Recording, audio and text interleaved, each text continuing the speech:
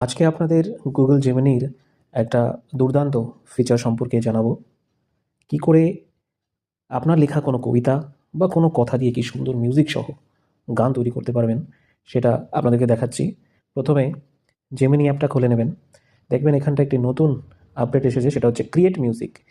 এই অপশানটা চুজ করে আপনার কোনো কবিতা জানা থাকলে বা লেখা থাকলে সেটা এখানটায় পেস্ট করে দেবেন। অথবা সাপোজ আপনি কোনো এখানটায় দুটি শব্দ লিখে দিলেন, যেমন আমি লিখে দিলাম ভালোবাসা, ভালোবাসা। এই দুটো লিখে আমি এন্টার করে দিলাম। এই দুটো শব্দ দিয়েই দেখুন জেমিনি কি সুন্দর একটা গান তৈরি করে ফেলবে। দেখা যাক।